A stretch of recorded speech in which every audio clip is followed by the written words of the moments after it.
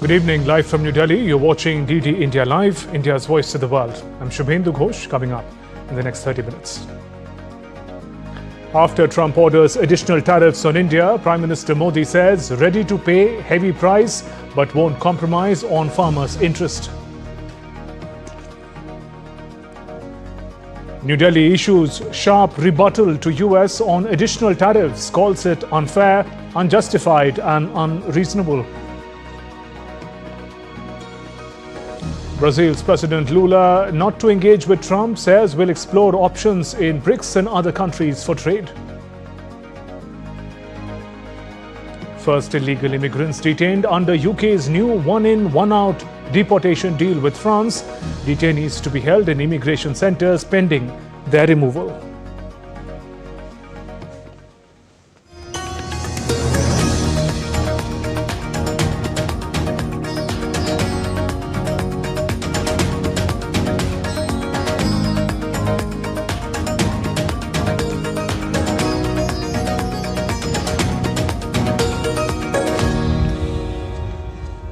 Prime Minister Narendra Modi on Thursday reiterated India's stance on never compromising the interest of its farmers, even if it means facing economic consequences. PM Modi stressed that government has recognized farmers' strength as the foundation of the nation's progress. हमारे लिए अपने किसानों का हित सर्वोच्च प्राथमिकता है। भारत अपने किसानों के, पशुपालकों के और मछुआरे भाई बहनों के हितों के साथ कभी भी समझौता नहीं करेगा। मैं जानता हूं व्यक्तिगत रूप से मुझे बहुत बड़ी कीमत चुकानी पड़ेगी, लेकिन मैं इसके लिए तैयार हूं। मेरे देश के किसानों के लिए, मेरे देश के मछुआरों के लिए, मेरे देश के पशुपालकों के लिए आज भारत तैयार है। A firm and direct message from Prime Minister Narendra Modi to those trying to pressure India. Reaffirming his unwavering commitment to national interests, Prime Minister Modi made this declaration during an event dedicated to a man who led India's Green Revolution and made the nation self-reliant in food production. Professor MS Swaminathan मां भारती के सपूत थे। उन्होंने विज्ञान को जन सेवा का माध्यम बनाया। उन्होंने वो चेतना जागृत की जो आने वाली कई सदियों तक भारत की नीतियों और प्राथमिकताओं को दिशा देती रहेगी। Inaugurating the MS Swaminathan Centenary International Conference, Prime Minister Narendra Modi also released a commemorative coin and a postage stamp to mark the occasion. The theme of the conference was Evergreen Revolution, the Pathways for Biohappiness. आज दुनिया भर में biodiversity को लेकर चर्चा होती है। इसे सुरक्षित रखने के लिए सरकारें अनेक कदम उठा रही हैं, लेकिन डॉक्टर स्वामीनाथन ने एक कदम आगे बढ़ते हुए बायो हैप्पीनेस का आइडिया दिया। आज हम यहां इसी आइडिया को सेलिब्रेट कर रहे हैं। Honoring the legacy of Dr. MS Swaminathan, the MS Swaminathan Research Foundation and the World Academy of Sciences have instituted the MS Swaminathan Award for Food Security and Peace. Prime Minister Narendra Modi presented the inaugural award to Professor Adrenal of Nigeria and called upon scientists to ensure nutrition security for all. Doctor Swaminathan से प्रेरणा लेते हुए अब देश के वैज्ञानिकों के पास एक बार फिर इतिहास रचने का मौका है। पिछली पीढ़ी के वैज्ञानिकों ने फूड सिक्योरिटी सुनिश्चित की। अब न्यूट्रिशनल सिक्योरिटी पर फोकस करने की आवश्यकता है। Prime Minister also urged greater integration of modern technologies such as artificial intelligence and machine learning into agriculture. Prime Minister Modi emphasized India's rich legacy of traditional farming knowledge and advocated for merging it with modern science to create a holistic agricultural ecosystem. Prime Minister Modi also urged young scientists and entrepreneurs to innovate for the welfare of farmers and help India lead in green production. Bureau Report, DD India. India has reiterated its response against United States' additional 25% tariff imposition, calling the actions unfair, unjustified and unreasonable. India fired back at Trump's additional tariff move, saying that New Delhi has already made clear its stance on imports from Russia. In a statement, India's External Affairs Ministry said that US has in recent days targeted India's oil imports from Russia. The statement added that India has made clear its position on the issue, including the fact that India's imports are based on market factors and done with overall objective of ensuring the energy security of 1.4 billion people of India. It is therefore extremely unfortunate that US should choose to impose additional tariffs on India for actions that several other countries are also taking in their own national interest. India reiterated that these actions are unfair, unjustified and unreasonable. The statement added that India will take all actions necessary to protect its national interests. Meanwhile, the Global Trade Research Institute, GTRI, has criticized the United States' decision to impose an additional 25% tariff on Indian imports, calling it hypocritical, highlighted Washington's selective approach towards its allies and China when it comes to their trade relations with Moscow. The GTRI, in its statement, says that US had overlooked Russia's trade with the European Union and China, noting selective enforcement on India, exposing Washington's hypocrisy. According to the data given by GTRI, China purchased $62.6 billion of Russian oil in 2024, surpassing India's $52.7 billion, yet Beijing faces no punitive tariffs. It also noted that US has turned a blind eye to EU's $39.1 billion imports from Russia in 2024 last year, including $25.2 billion in oil, which the US itself purchased US $3.3 billion in strategic materials from Russia. It stated that this selective targeting not only threatens India's $86.5 billion in annual exports to the US, but also raises questions about the credibility of US trade policy, as the move is expected to potentially reduce Indian exports to the US by about 40 to 50%. In a major sign of growing global influence of Prime Minister Modi, Brazilian President Lula da Silva plans to call him to discuss the high tariffs being imposed by the US on many countries of the global south, including India and Brazil. President Lula is also seeking more business and trade with India. DD India correspondent Shobhan Saxena gets us more from Sao Paulo. Faces 50% tariff on its exports to the US. President Lula da Silva of Brazil is refusing to call US President Donald Trump to discuss the issue. Instead, the Brazilian leader has said he is looking forward to enhancing trade relations with countries like India. If the United States does not want to buy, we will look for someone else to sell to. Any country that does not want to buy, we are not going to stay crying because they do not want to buy. We are going to look for others. On Wednesday, in an important announcement, President Lula said he would call Prime Minister Narendra Modi of India to discuss the tariff issue and also to develop a common strategy to tackle the pressure coming from Washington.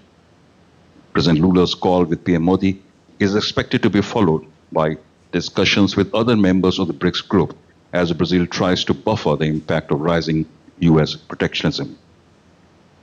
The Brazilian leader enjoys a great personal chemistry with the Indian Prime Minister, who has visited Brazil twice in recent times for the G20 summit in November 2024 and for the BRICS meeting in July this year.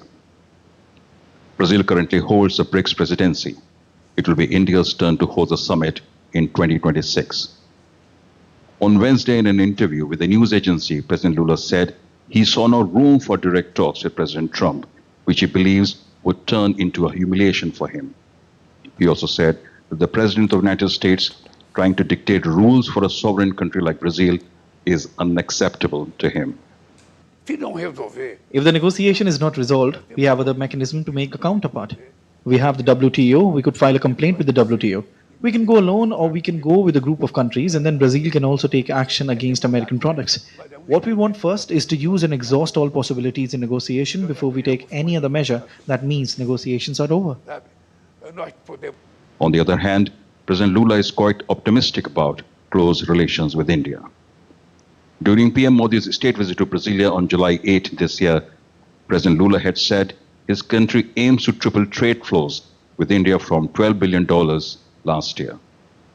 Now all eyes of the world are on the Indian Prime Minister as he gets an important call from a strategic partner. Moving on, Kremlin aide Yuri Ushakov said on Thursday that Russian President Putin and US President Trump will meet in the coming days, with the two sides already having agreed the venue in principle. The announcement came a day after Trump's envoy Steve Witkoff held talks with Putin. Ushakov also said a summit venue had been agreed but would be announced later.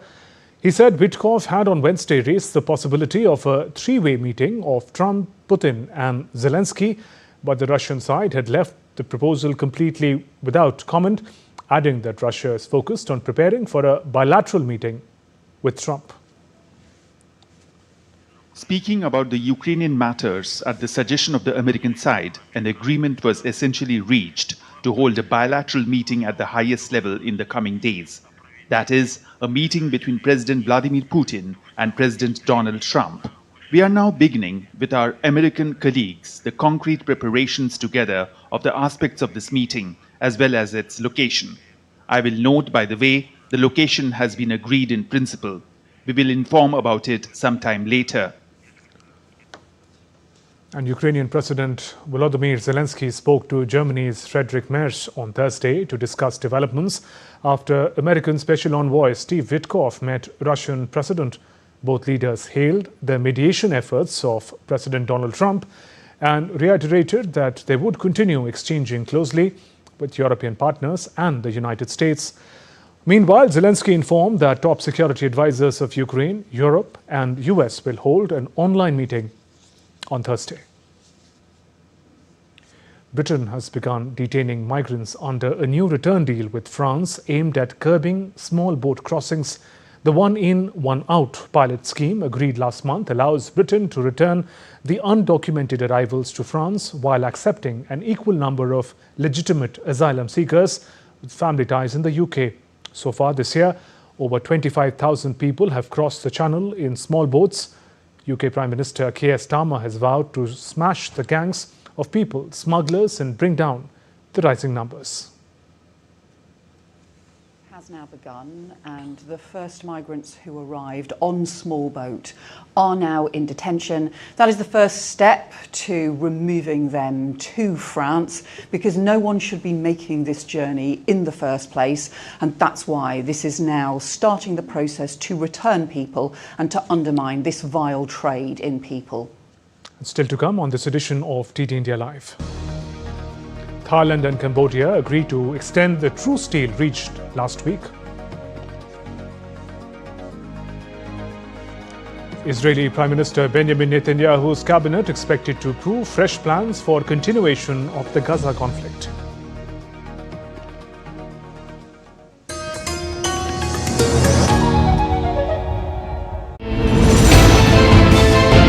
Geopolitics and trade deals. Economic challenges amid development. Hard work and the path to prosperity. It's the economy, always. Between walkers, money is what money does and says. Supply creates its own demand. Between the bulls pulls and bears tears. When supply chains globalization and India rises to the podium. We'll get you centered with the Economic Brief at 8 p.m. every Thursday on TD India.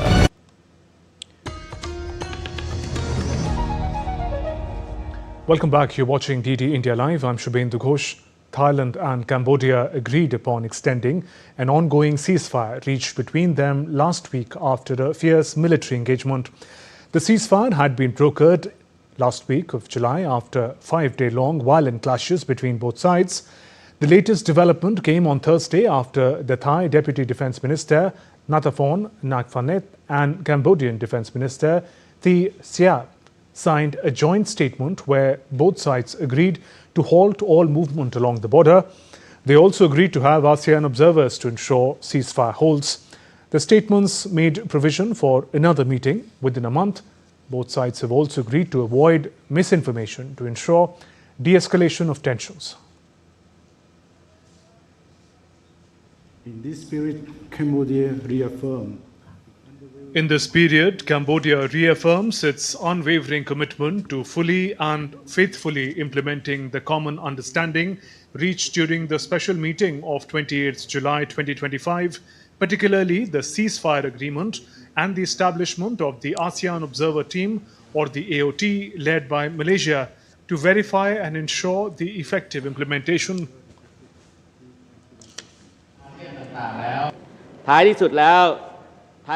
In the end, Thailand and Cambodia are neighboring countries that share the same borderlines and cannot run away from each other. We are both members of the ASEAN family. If both countries can resolve the various issues in a timely manner, it would bring peace to the border areas, and the people of both nations will be able to get back to living in peace again. Both countries have been witnessing one of the deadliest clashes last month, forcing some 300,000 people, both sides, to flee for safety. The latest clashes claimed 43 lives after tensions flared on the borders over disputed temples claimed by both sides. In other news, Israeli Prime Minister Benjamin Netanyahu will convene his security cabinet on Thursday at his office in Jerusalem, according to the Prime Minister's office. During the meeting, the cabinet is expected to approve fresh plans for continuation of the conflict in Gaza, full military occupation of the Strip, and will instruct the military to meet all the goals. Meanwhile, the Egyptian Red Crescent Society said on Wednesday that nearly 1,008 trucks have entered Gaza through Rafah border crossing in the past couple of weeks. It added that so far 800 out of nearly 1,000 trucks that crossed the border arrived at destination in Gaza. In France, satellite-connected devices are being deployed at various locations to enhance early wildfire detection capabilities. More than 120 small satellite-connected devices equipped with sensors to measure atmospheric pressure, temperature and humidity have been installed near the Pont du Gard in southern France. This marks the first phase of a project designed to help firefighters better anticipate forest fires. An intense heat wave in Syria has pushed temperatures to nearly 50 degrees Celsius, placing strain on animals in zoos and poultry farms. Zoo caretakers in Koshimle told that they are resorting to several measures to keep animals safe, such as placing them in rooms with clay roofs and spraying them down with water. Searing heat has also kept some visitors away from zoo.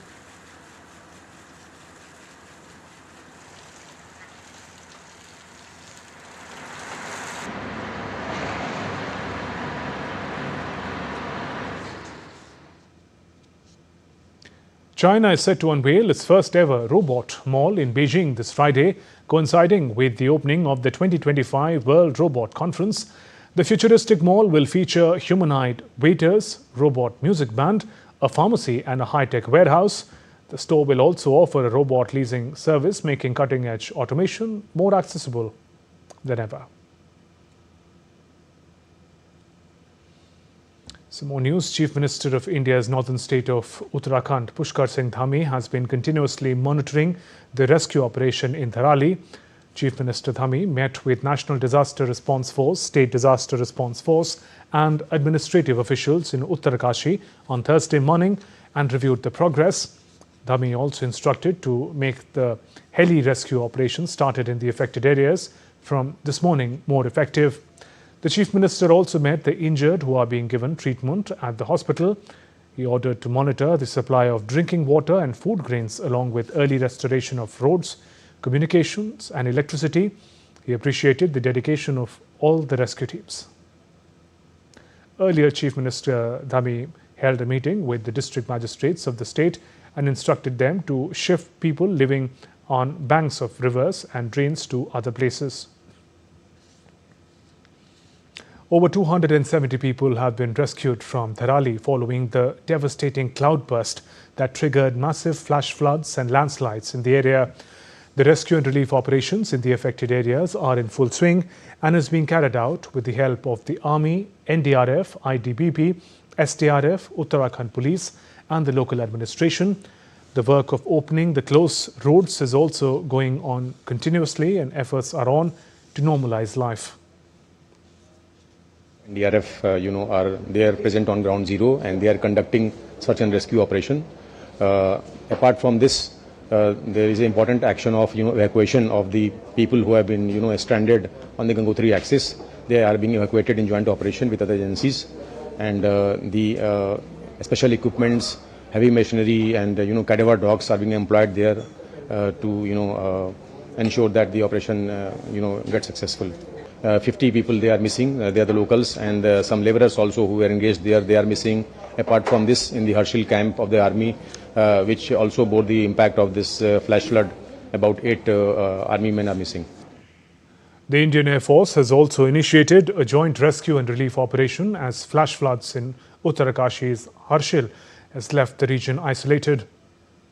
Air Force stations in northern state of Uttar Pradesh, Agra and Bareilly were activated overnight to load relief and rescue material and to coordinate with Indian Army personnel for deployment in the rescue missions. The India Met Department has forecast heavy rains to continue over Uttarakhand. Meanwhile, the district administration of Uttarakashi has announced a holiday for all government and private schools and Anganwadi centres in the district in the wake of prediction of heavy rains in the district on Thursday. Let's now take a look at other stories making news today. 2 CRPF personnel died, 16 were injured after a CRPF vehicle skid off the road and fell down into a deep gorge in Basantgarh area of Jammu and Kashmir's Udhampur district on Thursday. The injured personnel have been airlifted to nearby hospital. In a swift intelligence-led operation, Punjab's Amritsar Commissionerate Police apprehended 4 persons involved in cross-border arms smuggling and recovered 7 pistols. The arrested accused are in contact with Pakistan-based smugglers and received illegal weapon consignment near the Indo-Pak border. Meanwhile, further investigation is underway to uncover the entire network and its linkages.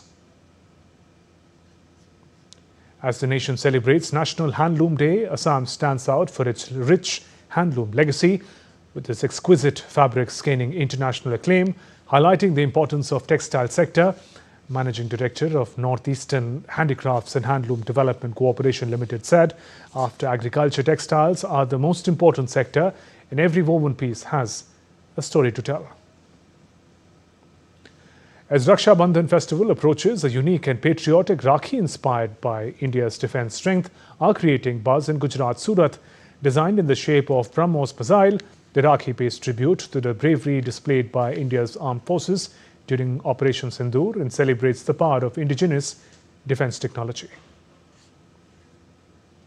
Nation celebrates 11th edition of the National Handloom Day in New Delhi, where Union Minister of Textiles Giriraj Singh inaugurated India's International Expo for B2B platform. The exhibition showcases products of over 100 weavers from across the country. Here's more.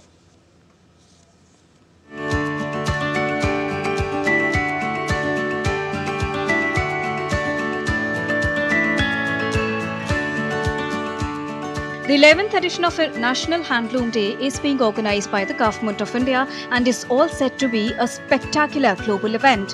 One of the key exhibitions, the India International Handwoven Expo, was inaugurated by Union Minister of Textiles Giriraj Singh in New Delhi's Bharat Mandapam on Thursday.